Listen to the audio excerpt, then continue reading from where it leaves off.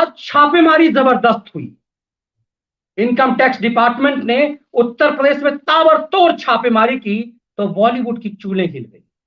पिछले कुछ दिनों से आपने देखा होगा अमिताभ बच्चन की पत्नी जया बहादुरी सकपकाई घूम रही है, जिसने अपने बड़बोलेपन से, अपने बदतमीजी से संसद भवन में जो कुछ भी बोला, उसने अंतिम दिन, आपको यदि याद हो तो अंतिम दिन मीडिया ने जब उनसे कुछ पूछा तब से उनने चुप्पी लगा दी है। ये पाया गया है कि उत्तर प्रदेश में जब से छापेमारी शुरू हुई है, इस छापेमारी से कन्नौज से लेकर कानपुर तक, नोएडा से लेकर के लखनऊ तक ताबड़तोड़ छापेमारी हुई। और इस छापेमारी में कई ऐसे बिल्डर, प्रॉपर्टी डीलर, जूता व्यवसायी पकड़ में आए।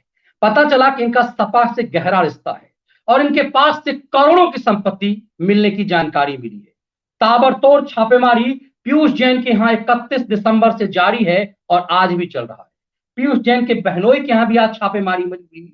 अब इस बात को समझना जरूरी है कि इस छापेमारी में क्या कुछ मिला है, छापेमारी कहां क्या चल रही है। कानपुर से लेकर के कन्नौज तक की इस छापेमारी में पूरी सपा हिल गई है।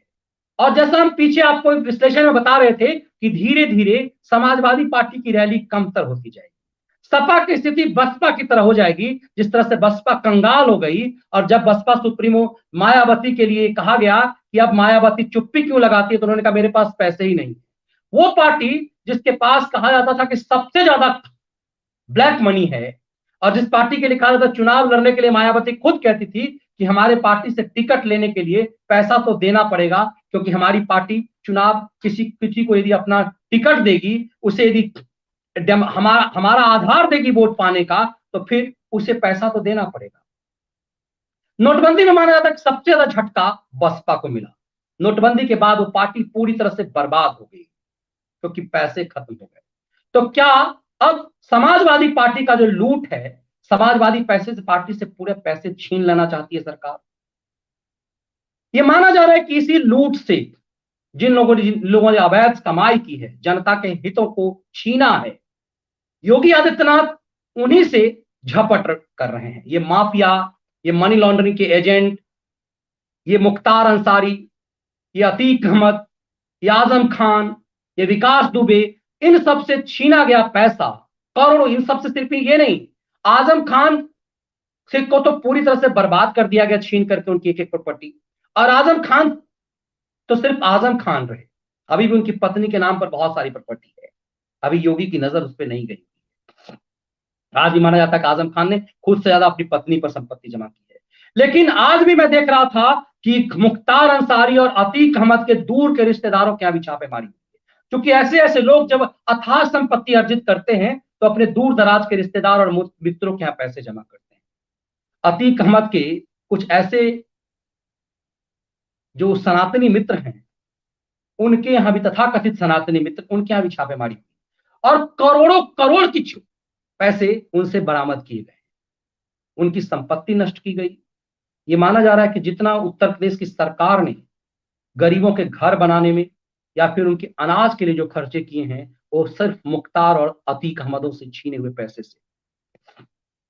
अब दरअसल इस तरह की छापेमारी के बाद सरकार भ्रष्ट लोगों के अंदर खौफ पैदा कर रही है। आपको याद होगा कि जब नरेंद्र मोदी से कहा गया कि आप डराते हैं, एक इंटरव्यू में उन्होंने रजत शर्मा को कहा था कि हां, मुझसे डरना भी चाहिए, बेईमानों को, चोरों को सरकार से डरना भी चाहिए, डरना ही चाहिए और डरना पड़ेगा। तो ये डर आज की तारीख में ये हुआ कि आपको आश्चर्य लगेगा कि बताया जा रहा है सूत्रों के मुताबिक कि कुछ दिनों के अंदर अब इस छापेमारी का दायरा बढ़ने वाला है। आज तो जूता व्यापारी और बिल्डरों, नोएडा और ग्रेटर नोएडा के बिल्डरों के यहां छापेमारी हुई है। इस छापेमारी का दायरा हवाला कारोबारियों तक जाएगा और हवाला कारोबारियों का रिश्ता बताया जा रहा है कि बॉलीवुड के रिश्तों से। फिर आईटी की टीम उस पर नकेल कसने वाली है। बहुत दिलचस्प समझिएगा, आईटी की टीम उस पर नकेल कसने वाली है जो बॉलीवुड में पैसे लगाते हैं हवाला। आईटी की टीम अब ये और ईडी की टीम ये पता करने में लगी हुई है कि आखिर भारत की फिल्में चाइना में कैसे हिट होती है, ये क्यों ड्रामेबाजी की जा रही है। और आपको बहुत जल्द कुछ फिल्मी कलाकारों के ऊपर भी छापेमारी की खबरें सुनने को मिलेगी। हफ्ता 2 हफ्ते के अंदर आप देखेंगे कि बॉलीवुड के कुछ कलाकारों के यहां जिनकी फिल्में चीन में हिट होती थी। तो ऐसा क्या था? क्या यूं ही चीन का प्रोपेगेंडा बॉलीवुड चलाता है? क्या भारत की पॉलिटिकल पार्टियां चीन का प्रोपेगेंडा यूं ही चलाती है या इसके पीछे कुछ राज है? आप, मैं नाम नहीं बताऊंगा, लेकिन आप खुद समझिए कि बॉलीवुड के कुछ ऐसे डायरेक्टर प्रोड्यूसर हैं जिनकी फिल्में बार बार चाइना में हिट होती है। तो ऐसा कौन सा चीज जो चाइना के हित में दिखाया जाता है भारतीय फिल्मों में, जो वहां हिट होती है? इस बात को समझना बहुत जरूरी है। इस बात को समझना इसलिए जरूरी है कि पूरे बॉलीवुड में कोहराम मचा हुआ है। इस आईटी छापेमारी ने बेईमानों की चूलें हिलाकर रख दी है और ये निरंतर जारी रखेगा। तब आप समझ में आएगा कि कई पॉलिटिकल पार्टी कैसे खत्म हो गई, उनकी जमीन कैसे हिल गई, क्योंकि माना जाता था कि चीन से इनकी जबरदस्त फंडिंग है।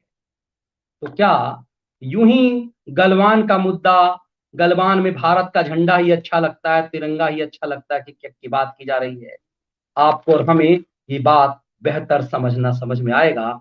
इंतजार कीजिए कुछ दिनों का, जब बॉलीवुड के कुछ नचइये गवैये के अंदर के घर पे आईटी की छापेमारी होगी।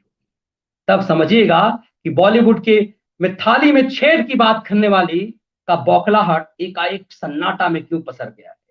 इन सब चीजों के लिए भी आपको कुछ दिन इंतजार करना पड़ेगा। लेकिन यूपी में ये ताबड़तोड़ छापेमारी ये साबित कर रही है कि अवैध धन कहां से आ रहा है, क्यों एक पॉलिटिकल पार्टी एक कुनबे की, एक परिवार की पार्टी बन गई है, और क्यों एक पहलवान का परिवार करोड़ों के साम्राज्य स्थापित कर चुका है। राजनीति में ये पैसे कहां से आते हैं, ये जानना बेहद जरूरी है।